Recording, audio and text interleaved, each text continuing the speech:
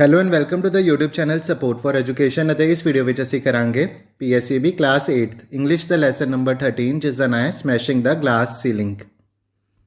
ਪਿਆਰੇ ਵਿਦਿਆਰਥੀਓ, ਇਸ ਵੀਡੀਓ ਵਿੱਚ ਪਹਿਲਾਂ ਅਸੀਂ ਇਸ ਪਾਰਟ ਨੂੰ ਪੜਾਂਗੇ, ਸਮਝਾਂਗੇ ਤੇ ਅੰਤ ਵਿੱਚ ਇਸ ਦੇ ਕੁਐਸਚਨ ਆਨਸਰਸ ਕਰਾਂਗੇ। ਪਰ ਸ਼ੁਰੂ ਕਰਨ ਤੋਂ ਪਹਿਲਾਂ ਇੱਕ ਸੰਦੇਸ਼, ਇਸ ਤਰ੍ਹਾਂ ਦੇ ਹੋਰ ਵੀਡੀਓ ਸਮੇਂ ਸਿਰ ਪ੍ਰਾਪਤ ਕਰਨ ਲਈ ਸਬਸਕ੍ਰਾਈਬ ਕਰੋ YouTube channel support for education. ਤੇ ਸਭ ਤੋਂ ਪਹਿਲਾਂ ਅਸੀਂ ਟਾਈਟਲ ਸਮਝਦੇ ਹਾਂ। ਟਾਈਟਲ ਹੈ ਸਮੈਸ਼ਿੰਗ ਦਾ ਗਲਾਸ ਸੀਲਿੰਗ। ਤੇ ਸਮੈਸ਼ਿੰਗ ਦਾ ਕੀ ਅਰਥ ਹੁੰਦਾ ਹੈ? ਸਮੈਸ਼ਿੰਗ ਦਾ ਅਰਥ ਹੁੰਦਾ ਹੈ ਕਿਸੇ ਚੀਜ਼ ਨੂੰ ਤੋੜ ਦੇਣਾ। ਤੇ ਗਲਾਸ ਸੀਲਿੰਗ ਦਾ ਕੀ ਅਰਥ ਹੁੰਦਾ? ਤੇ ਗਲਾਸ ਸੀਲਿੰਗ ਦਾ ਅਰਥ ਹੁੰਦਾ ਹੈ something unfair that stops woman from getting important positions for jobs. ਤੇ ਗਲਾਸ ਸੀਲਿੰਗ ਦਾ ਅਰਥ ਹੁੰਦਾ ਹੈ ਕੁਝ ਅਜਿਹਾ ਅਨਉਚਿਤ ਹੋਣਾ ਕੁੜੀਆਂ ਦੇ ਨਾਲ ਜੋ ਉਹਨਾਂ ਨੂੰ ਇੰਪੋਰਟੈਂਟ ਪੋਜੀਸ਼ਨਸ ਜਾਂ ਇੰਪੋਰਟੈਂਟ ਜੌਬਸ ਤੋਂ ਰੋਕਦਾ ਹੈ। ਤੇ ਇਹ ਸੋਚ, ਇਹ ਬਿਲੀਵ ਕਿ ਜਿਹੜੀ ਕੁੜੀਆਂ ਨੇ ਉਹ ਵਿਆਹ ਤੋਂ ਬਾਅਦ ਹੈ, ਮੈਰਿਜ ਤੋਂ ਬਾਅਦ ਹੈ, ਕੰਮ ਨਹੀਂ ਕਰ ਸਕਦੀ, ਉਹਨਾਂ ਨੇ ਸਿਰਫ ਘਰ ਦੇ ਕੰਮ ਹੀ ਕਰਨੇ, ਬਾਹਰ ਜਾ ਕੇ ਉਹ ਜੌਬਸ ਨਹੀਂ ਕਰ ਸਕਦੀ। ਤੇ ਇਸ ਨੂੰ ਵੀ ਗਲਾਸ ਸੀਲਿੰਗ ਕਿਹਾ ਜਾਂਦਾ। ਤੇ ਗਲਾਸ ਸੀਲਿੰਗ ਦੇ ਥਰੂ ਕੁੜੀਆਂ ਇਹ ਦੇਖ ਸਕਦੀਆਂ ਹਨ ਕਿ ਟੌਪ ਪੋਜੀਸ਼ਨਸ ਵਿੱਚ ਕੀ ਹੋ ਰਿਹਾ, ਪਰ ਉਹ ਉੱਥੇ ਪਹੁੰਚ ਨਹੀਂ ਸਕਦੀਆਂ।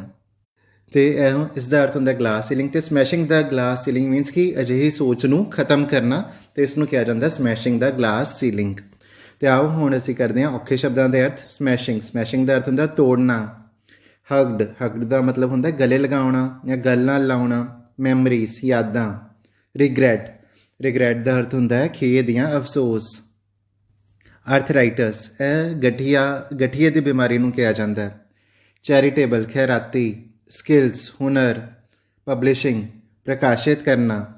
ਓਪਰਚੁਨਿਟੀ ਮੌਕਾ। ਸੋਲ ਇਕੱਲਾ ਜਾਂ ਇਕੱਲੀ। ਰੋਲ ਮਾਡਲ ਆਦਰਸ਼ ਜਾਂ ਪ੍ਰੇਰਨਾ ਸਰੋਤ। ਕੁਆਲੀਫਿਕੇਸ਼ਨ ਯੋਗਤਾ। ਇੰਸਪੀਰੇਸ਼ਨ ਪ੍ਰੇਰਨਾ। ਪ੍ਰਮੋਟ ਬੜਾਵਾ ਦੇਣਾ। ਫੋਰਨ ਵਿਦੇਸ਼। ਤੇ ਇਹ ਜਿਹੜੀ ਕਹਾਣੀ ਹੈ ਸਮੈਸ਼ਿੰਗ ਦਾ ਗਲਾਸ ਸੀਲਿੰਗ, ਇਹ ਟੂ ਵੂਮੈਨ, ਦੋ ਇਸਤਰੀਆਂ ਦੀ ਕਹਾਣੀ ਹੈ ਜਿਨ੍ਹਾਂ ਦੇ ਨਾਂ ਹਨ ਪਰਮਜੀਤ ਅਤੇ ਗੀਤ। ਤੇ ਕੀ ਹੋਇਆ ਸੀਗਾ ਕਿ ਪਰਮਜੀਤ ਨੂੰ ਵਿਆਹ ਤੋਂ ਬਾਅਦ ਕੰਮ ਕਰਨ ਦਾ ਮੌਕਾ ਮਿਲਿਆ ਤੇ ਗੀਤ ਨੂੰ ਵਿਆਹ ਤੋਂ ਬਾਅਦ ਕੋਈ ਵੀ ਕੰਮ ਕਰਨ ਦਾ ਮੌਕਾ ਨਾ ਮਿਲਿਆ, ਉਸਨੂੰ ਕੋਈ ਓਪਰਚੁਨਿਟੀ ਨਾ ਮਿਲੀ। ਤੇ ਹੁਣ ਵਿਆਹ ਤੋਂ ਕਾਫੀ ਸਾਲ ਬਾਅਦ ਹੁਣ ਦੋਹਾਂ ਦੀ ਲਾਈਫ ਕਿਹੋ ਜਿਹੀ ਹੈ ਤੇ ਜਦੋਂ ਦੋਹੇ ਫਰੈਂਡਸ ਮਿਲਦੀਆਂ ਹਨ ਤਾਂ ਕੀ ਹੁੰਦਾ ਉਹ ਅਸੀਂ ਇਸ ਪਾਰਟ ਵਿੱਚ ਦੇਖਾਂਗੇ। ਆਓ ਹੁਣ ਅਸੀਂ ਪਾਰਟ ਨੂੰ ਪੜ੍ਹਨਾ ਸ਼ੁਰੂ ਕਰਦੇ ਹਾਂ। ਦੀਦੀ you still look the same. Paramjit hugged Geet tightly. ਤੇ ਪਰਮਜੀਤ ਨੇ ਗੀਤ ਨੂੰ ਗਲ ਦੇ ਨਾਲ ਲਾਇਆ ਤੇ ਕਿਹਾ ਕਿ ਦੀਦੀ ਤੁਸੀਂ ਹਲੇ ਵੀ ਪਹਿਲਾਂ ਵਾਂਗ ਹੀ ਦਿਖਦੇ ਹੋ। 25 years had passed. 25 ਸਾਲ ਬੀਤ ਗਏ। Both had been busy raising their own families. ਤੇ ਦੋਹੇਂ ਆਪਣਾ ਪਰਿਵਾਰ ਪਾਲਣ ਵਿੱਚ ਬਿਜ਼ੀ ਸਨ। ਗੀਤ had gone abroad after marriage. ਗੀਤ ਵਿਆਹ ਤੋਂ ਬਾਅਦ ਫੌਰਨ ਚਲੀ ਗਈ, ਦੂਜੇ ਦੇਸ਼ ਵਿੱਚ ਚਲੀ ਗਈ। Their childhood memories, however, were still fresh. ਤੇ ਉਹ ਦੋਵੇਂ ਸਹੇਲੀਆਂ ਸਨ ਤੇ ਦੋਹਾਂ ਦੀਆਂ ਬਚਪਨ ਦੀਆਂ ਯਾਦਾਂ ਹਲੇ ਵੀ ਤਾਜ਼ਾ ਸਨ। ਪਰਮਜੀਤ's mother, a widow, had been a trusted house help at Geet's house and Paramjeet was lucky to be treated as their daughter by Geet's parents. ਤੇ ਇੱਥੇ ਸਾਨੂੰ ਬਚਪਨ ਦੇ ਬਾਰੇ ਦੱਸਿਆ ਗਿਆ ਕਿ ਪਰਮਜੀਤ ਦੇ ਮਾਤਾ ਜੀ ਇੱਕ ਵਿਡੋ ਸਨ, ਮੀਨਸ ਕਿ ਉਹਨਾਂ ਦੇ ਪਤੀ ਨਹੀਂ ਸਨ ਅਤੇ ਉਹ ਗੀਤ ਦੇ ਘਰ ਇੱਕ ਟਰਸਟਡ ਹਾਊਸ ਹੈਲਪ ਵਜੋਂ ਕੰਮ ਕਰਦੇ ਸਨ, ਮੀਨਸ ਕਿ ਘਰ ਦੇ ਕੰਮ ਕਰਦੇ ਸਨ। ਅਤੇ ਗੀਤ ਦੇ ਪੇਰੈਂਟਸ ਦਾ ਪਰਮਜੀਤ ਦੀ ਮਾਂ 'ਤੇ ਪੂਰਾ ਵਿਸ਼ਵਾਸ ਸੀ। ਤੇ ਗੀਤ ਦੇ ਪੇਰੈਂਟਸ ਪਰਮਜੀਤ ਨੂੰ ਵੀ ਆਪਣੀ ਧੀ ਦੇ ਬਰਾਬਰ ਹੀ ਸਮਝਦੇ ਸਨ। Look at you Paramjit, you seem to have done well in life. ਤੇ ਗੀਤ ਨੇ ਪਰਮਜੀਤ ਨੂੰ ਕਿਹਾ ਕਿ ਤੈਨੂੰ ਦੇਖ ਕੇ ਇਹ ਲੱਗਦਾ ਹੈ ਕਿ ਤੂੰ ਲਾਈਫ ਵਿੱਚ ਬਹੁਤ ਵਧੀਆ ਕੀਤਾ, ਆਪਣੀ ਜ਼ਿੰਦਗੀ ਵਿੱਚ ਬਹੁਤ ਵਧੀਆ ਕੀਤਾ, ਕਿ ਬਹੁਤ ਤਰੱਕੀ ਕੀਤੀ ਆ। Geet had noticed Paramjit's good clothes, her costly mobile phone and her polished way of talking. ਤੇ ਗੀਤ ਨੇ ਦੇਖਿਆ ਕਿ ਪਰਮਜੀਤ ਨੇ ਬਹੁਤ ਸੋਹਣੇ ਕੱਪੜੇ ਪਾਏ ਸਨ ਤੇ ਉਸ ਕੋਲ ਮੋਬਾਈਲ ਵੀ ਬਹੁਤ ਮਹਿੰਗਾ ਸੀ ਅਤੇ ਉਹ ਬਹੁਤ ਹੀ ਚੰਗੀ ਤਰ੍ਹਾਂ ਗੱਲ ਕਰਦੀ ਸੀ। One would hardly believe that she had been extremely poor as a child when her father had passed away. ਤੇ ਪਰਮਜੀਤ ਨੂੰ ਦੇਖ ਕੇ ਇਹ ਮੰਨਣਾ ਬਹੁਤ ਹੀ ਔਖਾ ਸੀ ਕਿ ਜਦੋਂ ਉਸਦੇ ਪਿਤਾ ਜੀ ਦੀ ਮੌਤ ਹੋਈ ਉਹ ਬਹੁਤ ਹੀ ਗਰੀਬ ਸੀ। ਗੀਤ took Paramjeet with her to the rooftop where they had often played together as children. ਤੇ ਗੀਤ ਹੈ ਪਰਮਜੀਤ ਨੂੰ ਛੱਤ ਦੇ ਉੱਪਰ ਲੈ ਗਈ ਜਿੱਥੇ ਉਹ ਬਚਪਨ ਵਿੱਚ ਇਕੱਠੇ ਖੇਡਿਆ ਕਰਦੇ ਸਨ। They admired the beautiful sunset as the birds returned to their nests.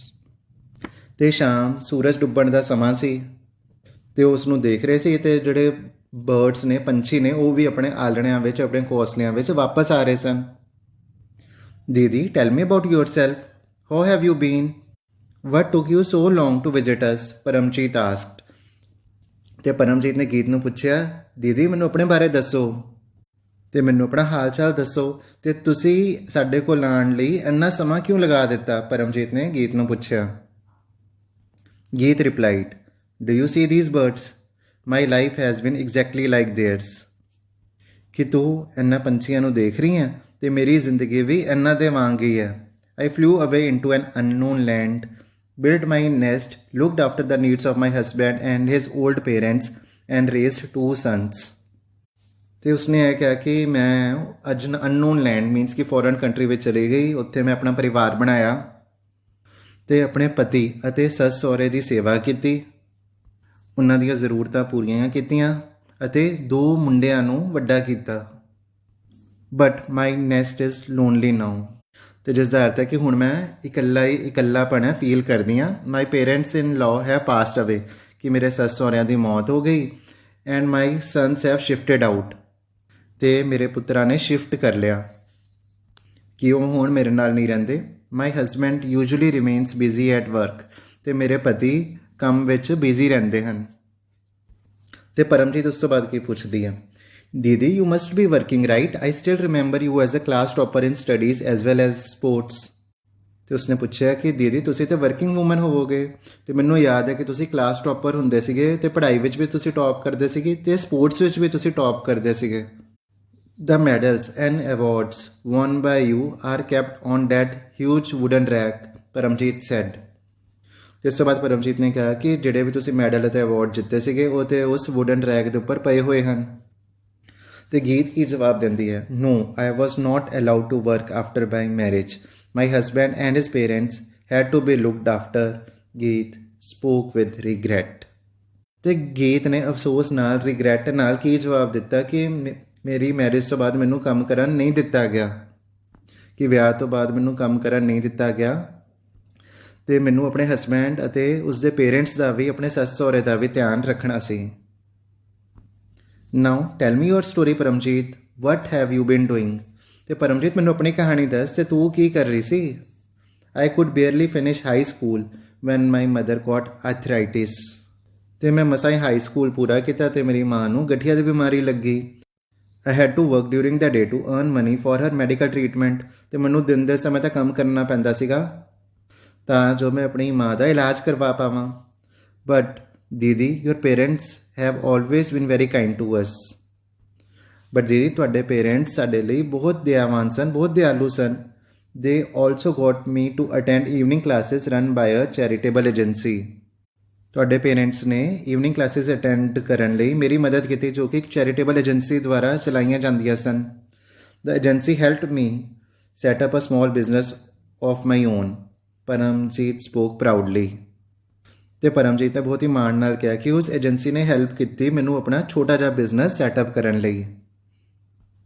What kind of business exactly? Asked Geet eagerly. ਤੇ ਗੀਤ ਨੇ ਬਹੁਤ ਹੀ ਉਤਸੁਕਤਾ ਨਾਲ ਪੁੱਛਿਆ, ਕਿਸ ਤਰ੍ਹਾਂ ਦਾ ਬਿਜ਼ਨਸ? ਤੇ ਉਸ ਤੋਂ ਬਾਅਦ ਪਰਮਜੀਤ ਨੇ ਕੀ ਜਵਾਬ ਦਿੱਤਾ, the agency trained me in computer and internet skills. I also learned desktop publishing, that means using a small computer and a machine for printing to produce books, magazines and other printed materials. ਤੇ agency ਨੇ ਮੈਨੂੰ computer ਅਤੇ internet ਦੇ ਹੁਨਰ ਸਿਖਾਏ ਤੇ ਮੈਂ desktop publishing ਵੀ ਸਿੱਖੀ, ਜਿਸ ਦਾ ਅਰਥ ਹੈ ਕਿ ਕੰਪਿਊਟਰ ਅਤੇ ਮਸ਼ੀਨ ਨੂੰ ਲੈ ਕੇ ਪ੍ਰਿੰਟ ਕਰੋ, ਤੇ ਮੈਂ ਬੁੱਕਸ ਪ੍ਰਿੰਟ ਕਰਨਾ, ਮੈਗਜ਼ੀਨਸ ਪ੍ਰਿੰਟ ਕਰਨਾ ਤੇ ਹੋਰ ਚੀਜ਼ਾਂ ਪ੍ਰਿੰਟ ਕਰਨਾ ਸਿੱਖਿਆ। The agency also taught me money skills and open my bank account and helped me to get a nice loan to start my business. ਤੇ ਉਸ ਏਜੰਸੀ ਨੇ ਮੈਨੂੰ ਪੈਸੇ ਪ੍ਰਤੀ ਹੁਨਰ ਵੀ ਸਿਖਾਏ, ਤੇ ਉਹਨਾਂ ਨੇ ਬੈਂਕ ਦਾ ਖਾਤਾ ਖੁਲਵਾਉਣ ਵਿੱਚ ਵੀ ਮੇਰੀ ਮਦਦ ਕੀਤੀ, ਅਤੇ ਉਸ ਤੋਂ ਬਾਅਦ ਉਹਨਾਂ ਨੇ ਲੋਨ, ਬਿਜ਼ਨਸ ਵਾਸਤੇ ਲੋਨ ਦਿਵਾਉਣ ਵਾਸਤੇ ਵੀ ਮੇਰੀ ਮਦਦ ਕੀਤੀ। I made use of the growing online work opportunities right from this home and neighborhood. ਤੇ ਆਨਲਾਈਨ ਵਰਕ ਵਧ ਰਿਹਾ ਸੀ ਤੇ ਮੈਂ ਇਸ ਓਪਰਚੁਨਿਟੀ ਦਾ ਕੀ ਫਾਇਦਾ ਲਿਆ ਆਪਣੇ ਘਰ ਤੇ ਨੇਬਰਹੁੱਡ ਤੋਂ। Today my shop service customers like the panchayat, government offices, local colleges and schools. ਤੇ ਅੱਜ ਸਾਡੀ ਸ਼ਾਪ ਵਿੱਚ ਪੰਚਾਇਤ ਦੇ ਮੈਂਬਰਸ ਵੀ ਆਉਂਦੇ ਹਨ, ਗੌਰਮੈਂਟ ਆਫਿਸਿਸ ਤੋਂ ਲੋਕ ਆਉਂਦੇ ਹਨ, ਲੋਕਲ ਕਾਲਜਿਸ ਅਤੇ ਸਕੂਲਸ ਤੋਂ ਆਉਂਦੇ ਨੇ ਲੋਕ, ਤੇ ਉਹ ਮੇਰੇ ਕਸਟਮਰਸ ਹਨ। I design posters and visiting cards for them। ਮੈਂ ਉਹਨਾਂ ਲਈ ਪੋਸਟਰਸ ਅਤੇ ਵਿਜ਼ਿਟਿੰਗ ਕਾਰਡਸ ਡਿਜ਼ਾਈਨ ਕਰਦੀ ਹਾਂ। My shop also provides photography services. ਤੇ ਸਾਡੀ ਸ਼ਾਪ ਵਿੱਚ ਫੋਟੋਗ੍ਰਾਫੀ ਸਰਵਿਸਿਜ਼ ਵੀ ਅਵੇਲੇਬਲ ਹਨ। It even helps the local people with Aadhaar registration, booking online tickets, banking and more. ਤੇ Aadhaar registration service, online ticket booking service ਅਤੇ banking ਦੀ service ਵੀ ਸਾਡੀ ਦੁਕਾਨ ਵਿੱਚ ਦਿੱਤੀ ਜਾਂਦੀ ਹੈ। Did you do all this on your own? ਗੀਤ was impressed with ਪਰਮਜੀਤ's success।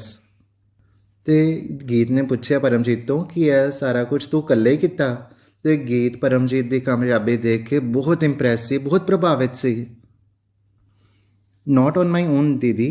I started this business with 4 more women partners, all trained at the same agency.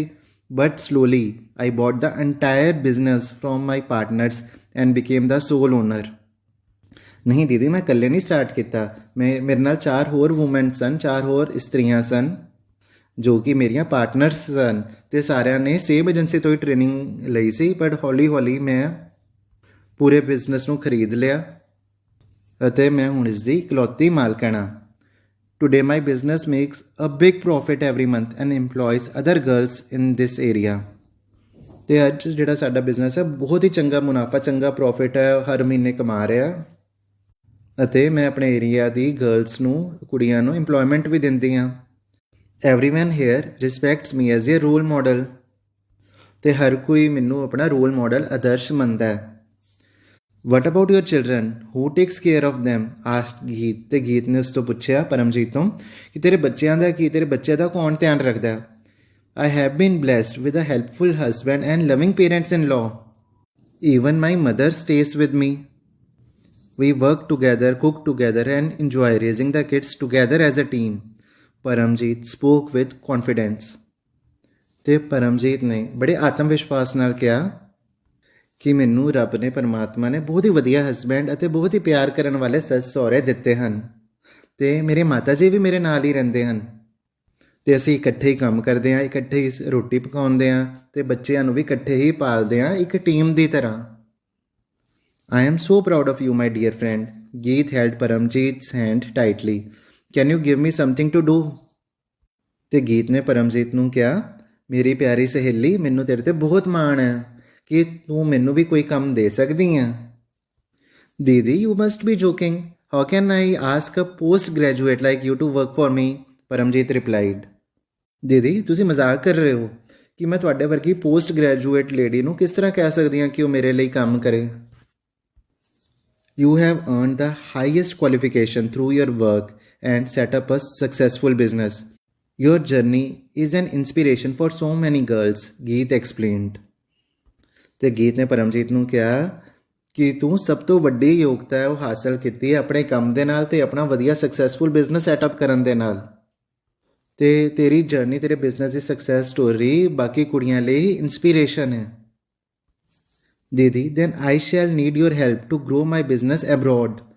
You can tell and write stories about the small group of women working here.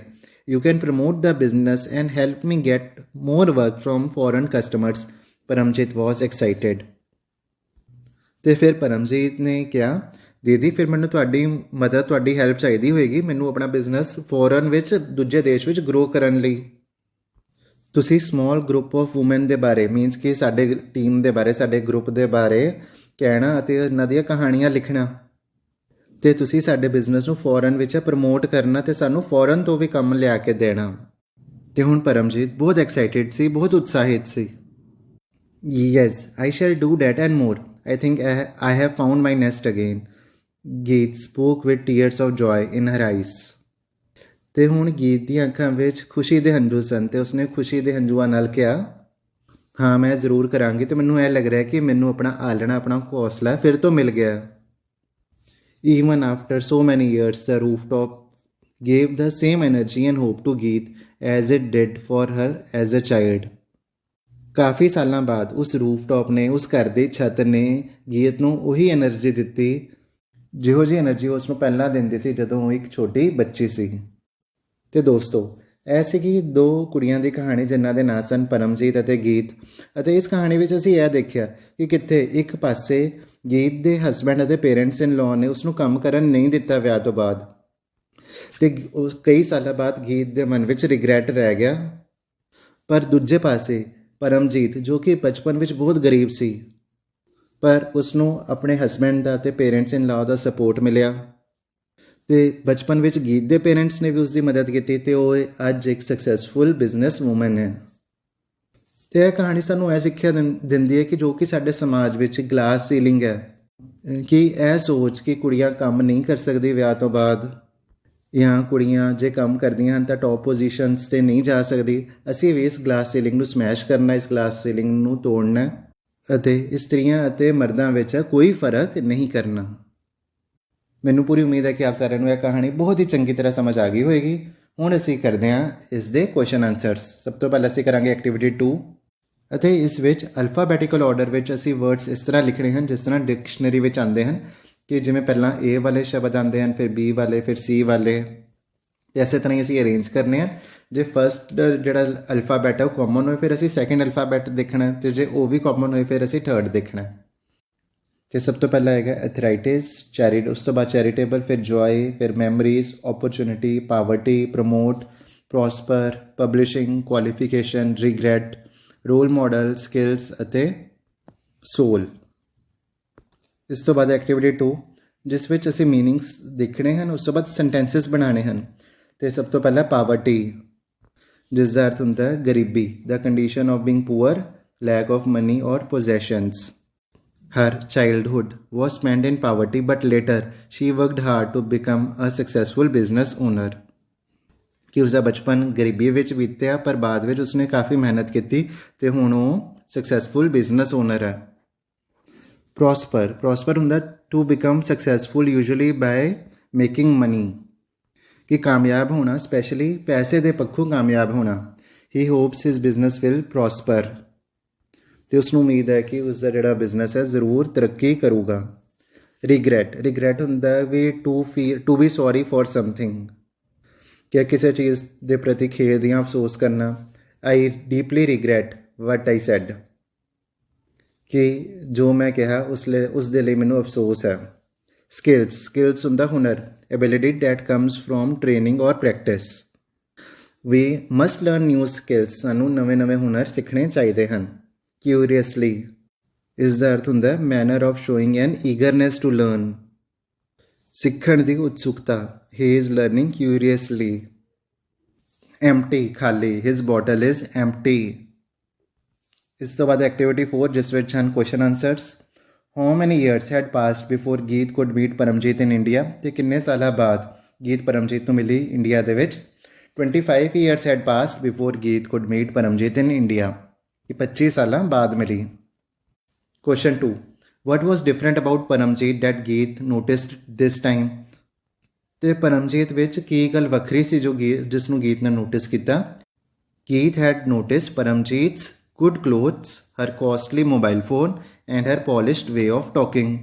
ਉਸਨੇ ਦੇਖਿਆ ਕਿ ਪਰਮਜੀਤ ਨੇ ਬਹੁਤ ਹੀ ਵਧੀਆ ਕੱਪੜੇ ਪਾਏ ਸਨ, ਉਸ ਕੋਲ ਬਹੁਤ ਹੀ ਮਹਿੰਗਾ ਮੋਬਾਈਲ ਫੋਨ ਸੀ, ਅਤੇ ਉਸਦੇ ਗੱਲ ਕਰਨ ਦਾ ਤਰੀਕਾ ਵੀ ਬਹੁਤ ਵਧੀਆ ਸੀ। Which new skills did Paramjeet learn at the charitable agency? ਤੇ ਚੈਰੀਟੇਬਲ ਏਜੰਸੀ ਵਿੱਚ ਪਰਮਜੀਤ ਕਿਹੜੇ ਨਵੇਂ ਹੁਨਰ ਸਿੱਖੀ। Paramjit learned about computer skills, internet skills and money skills. ਉਹ ਕੰਪਿਊਟਰ ਸਕਿੱਲਸ, ਇੰਟਰਨੈਟ ਸਕਿੱਲਸ ਅਤੇ ਮਨੀ ਸਕਿੱਲਸ ਉਹ ਸਿੱਖੀ। What help did Paramjit seek from Geet at the end of the story, ਤੇ ਐਂਡ ਵਿੱਚ ਪਰਮਜੀਤ ਨੇ ਗੀਤ ਤੋਂ ਕੀ ਹੈਲਪ ਮੰਗੀ।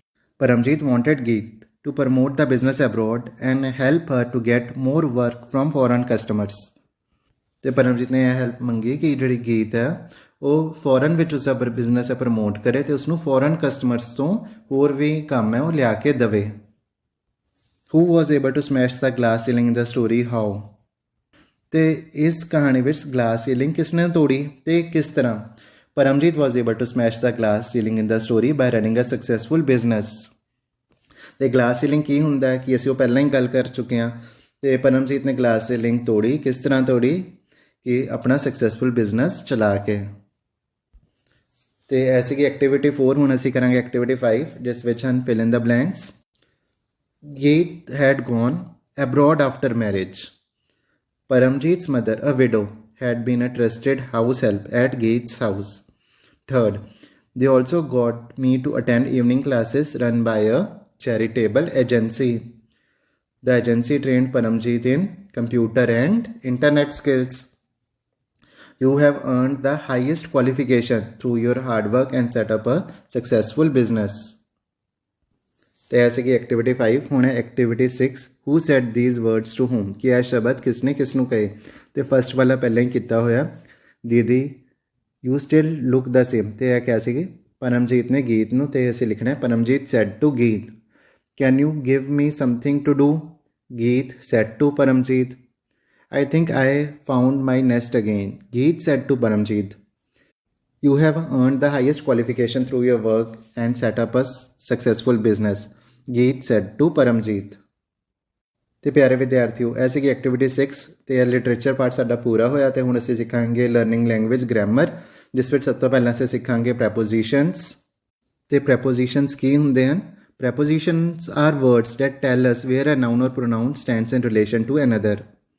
ਤੇ ਪ੍ਰੈਪੋਜੀਸ਼ਨ ਸਾਨੂੰ ਇਹ ਦੱਸਦੇ ਹਨ ਕਿ ਇੱਕ ਨਾਊਨ ਜਾਂ ਪ੍ਰੋਨਾਊਨ ਹੈ ਦੂਜੇ ਨਾਲ ਕਿਸ ਤਰ੍ਹਾਂ ਰਿਲੇਸ਼ਨ ਵਿੱਚ ਸਟੈਂਡ ਕਰਦਾ ਹੈ।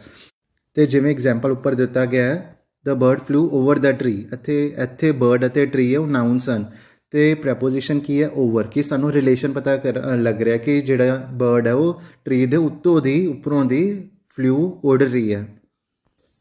ਤੇ prepositions are often placed before a noun or a pronoun to show their relation to place time or direction. ਤੇ ਜਨਰਲੀ ਪ੍ਰੈਪੋਜੀਸ਼ਨਸ ਨੇ ਇਹ ਨਾਊਨ ਜਾਂ ਪ੍ਰੋਨਾਊਨ ਤੋਂ ਪਹਿਲਾਂ ਆਉਂਦੇ ਹਨ ਤੇ ਪਹਿਲਾਂ ਕਿਉਂ ਆਉਂਦੇ ਹਨ ਤਾਂ ਜੋ ਸਾਨੂੰ ਹੋਰ ਕਲੈਰਿਟੀ ਮਿਲ ਸਕੇ ਰਿਲੇਸ਼ਨ ਦੀ, ਪਲੇਸ ਦੀ, ਟਾਈਮ ਜਾਂ ਡਾਇਰੈਕਸ਼ਨ ਦੀ। ਤੇ ਹੁਣ ਸਾਨੂੰ ਪਤਾ ਲੱਗਿਆ ਕਿ ਪ੍ਰੈਪੋਜੀਸ਼ਨਸ ਕਿਸ ਨੂੰ ਕਿਹਾ ਜਾਂਦਾ ਤੇ ਹੁਣ ਪ੍ਰੈਪੋਜੀਸ਼ਨਸ ਆਫ ਪਲੇਸ। ਤੇ ਹੁਣ ਅਸੀਂ ਟੇਬਲ ਵਿੱਚ ਦੇਖਦੇ ਹਾਂ ਜੇ ਕੋਈ ਚੀਜ਼ ਕਿਸੇ ਦੇ ਉੱਤੇ ਪਈ ਹੋ ਜਿਵੇਂ ਬਾਕਸ ਦੇ ਉੱਪਰ ਬਾਲ ਪਈ ਹੈ ਤੇ ਔਨ। ਜੇ ਸੈਕਿੰਡ ਪਿਕਚਰ ਅਸੀਂ ਦੇਖਦੇ ਹਾਂ ਕਿ ਅਬਵ। ਤੀਜੀ ਕਿ ਬਾਲ ਬਾਕਸ ਦੇ ਅੱਗੇ ਪਈ ਹੈ ਤੇ in front of, over, beside, below, behind ਅਤੇ ਜੇ ਹੇਠਾਂ ਪਈ ਹੈ ਤਾਂ ਅੰਡਰ। ਤੇ ਇਸ ਤੋਂ ਬਾਅਦ ਪ੍ਰੈਪੋਜੀਸ਼ਨ ਆਫ ਟਾਈਮ। ਤੇ ਪ੍ਰੈਪੋਜੀਸ਼ਨਸ ਆਫ ਟਾਈਮ ਹੁੰਦੇ ਨੇ ਜਿਵੇਂ ਕਿ ਔਨ, ਇਨ, ਐਟ। ਤੇ ਇੱਥੇ ਕਾਮਨ ਐਰਰ ਕੀ ਹੈ ਕਿ ਮੋਸਟ ਆਫ ਦਾ ਸਟੂਡੈਂਟਸ ਨੇ ਉਹ ਮੰਥਸ ਦੇ ਨਾਲ ਔਨ ਯੂਜ਼ ਕਰਦੇ ਨੇ। ਕਹਿੰਦੇ ਹਨ ਕਿ ਮਾਈ birthday is on January but ਇਹ ਐਕਚੁਅਲੀ ਇਨ ਆਉਣਾ ਚਾਹੀਦਾ। It should be in. My birthday is in December. ਤੇ ਇਨ ਯੂਜ਼ ਕਰਨਾ ਚਾਹੀਦਾ ਬਟ ਕਾਮਨ ਐਰਰ ਹੈ ਕਿ ਸਟੂਡੈਂਟਸ ਨੇ ਉਹ ਔਨ ਯੂਜ਼ ਕਰਦੇ ਹਨ। ਤੇ ਹੁਣ ਜਿਵੇਂ ਨੈਕਸਟ ਵਰਡ ਹੈ ਤੇ ਉਸ ਤੋਂ ਪਹਿਲਾਂ ਕੋਈ ਪ੍ਰੈਪੋਜੀਸ਼ਨ ਆਉਣਾ ਹੀ ਨਹੀਂ ਹੁੰਦਾ ਤੇ ਕਈ ਵਾਰੀ ਕਈ ਸਟੂਡੈਂਟਸ ਉੱਧਰ ਪ੍ਰੈਪੋਜੀਸ਼ਨ ਹੈ ਉਹ ਲਾ ਦਿੰਦੇ ਹਨ। ਤੇ ਹੁਣ ਫਟਾਫਟ ਅਸੀਂ ਐਗਜ਼ਾਮਪਲਸ ਕਰ ਲੈਂਦੇ ਹਾਂ। ਤੇ ਐਟ ਕਦੋਂ ਯੂਜ਼ ਹੁੰਦਾ ਟਾਈਮ ਦੇ ਵਿੱਚ ਜਿਵੇਂ at 8 PM, at midnight, at 6:30। Festivals ਵਿੱਚ ਜਿਵੇਂ at Christmas, at Vaisakhi, at Holi.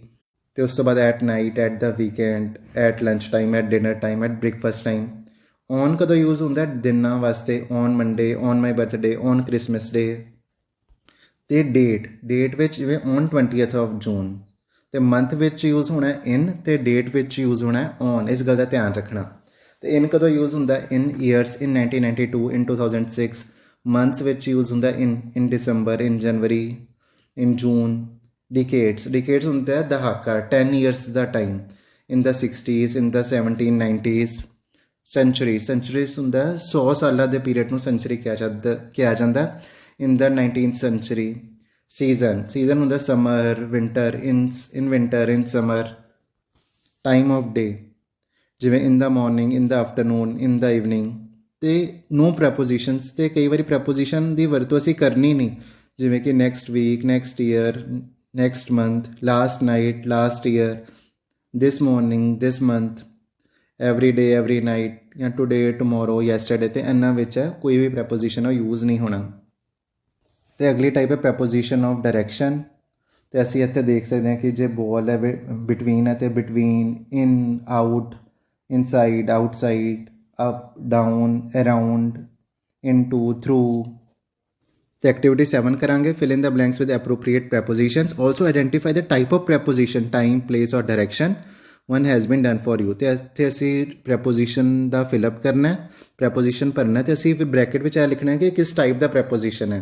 First किया गया the dog jumped over the fence, तो प्लेस द प्रैपोजिशन है। Meena was seen playing in the street, तो स्ट्रीट एक प्लेस है, तो इत्थे आ जाऊगा place. The airplane flew over the mountains, तो है place. The earth revolves around the sun, तो यह सानू डायरैक्शन पता लग रहा कि जी अर्थ है वो आले दुआले सूरज के आले दुआले घूम रही है, तो direction. She went into the classroom when I saw her, तो क्लासरूम एक प्लेस है, तो इत्थे आ जाऊगा place. I met her at 9 o'clock, तो टाइम है, तो आ जाऊगा टाइम।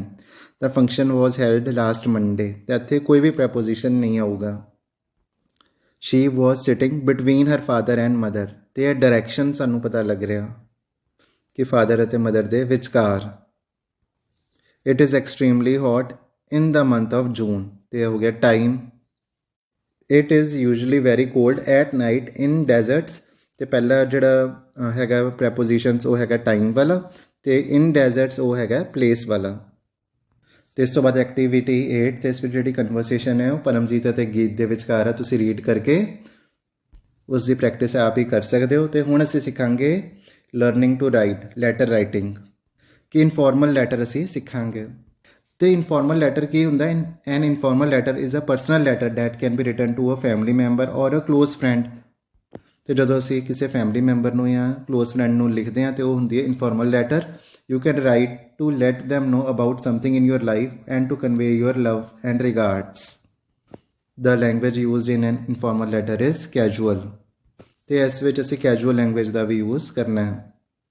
तो इस एग्जाम्पल दी गई है, तो सानू ना फॉर्मेट चंगी तरह पता होना चाहिए। सब तो पहला एड्रैस ऑफ द राइटर, तो उस तो बाद डेट, उस तो बाद सैल्यूटेशन, जिवें कि डियर मनप्रीत, इत्थे एग्जाम्पल भी दी हुई है। तो उस तो बाद बॉडी ऑफ द लैटर, जो बॉडी ऑफ द लैटर में 3 पैराग्राफ्स होने चाहिए ने। तो फर्स्ट पैरे में होनी चाहिए इंट्रोडक्शन या शॉर्ट डिस्क्रिप्शन, सैकेंड पैरे में मेन कंटेंट, तो थर्ड पैरे में कंकलूजन, तो एंड विच subscription including the writer's name. इत्थे जी सॉल्वड एग्जाम्पल वाली लैटर है वो तुसीं देख सकते हो भी किस तरह लिखी गई है। तो हुण असीं करांगे unsolved example activity 9। You are Harnoor Kaur living at 829 Ranjit avenue Amritsar, write a letter to your aunt thanking her for the laptop she has gifted you. तो सब तो पहला असीं इत्थे एड्रैस लिखांगे जो कि सानू दिता ही गया 829 रंजीत एवेन्यू अमृतसर, फिर डेट, फिर असीं अपनी आंट नूं लिखिया, फिर लिखांगे dear aunt I am writing this letter to thank you for the laptop you have gifted me on my birthday. तो फस्ट पैरे विच असीं इंट्रोडक्शन और शॉर्ट डिस्क्रिप्शन और लिख दी है। तो सैकेंड पैरे विच असीं लिखांगे main content, this beautiful laptop was such a thoughtful gift since you already know that I needed a laptop for my online studies. I am going to use this laptop regularly for my homework. तो इत्थे असीं उस gift के बारे लिखा जो कि साडी aunty जी ने सानू दिता है। तो थर्ड पैरा विच conclusion, the gift is so nice and useful, I shall cherish it forever, thank you so much for the wonderful gift, do visit us soon, we are eagerly waiting for you. The end which yours lovingly Harnoor Kaur।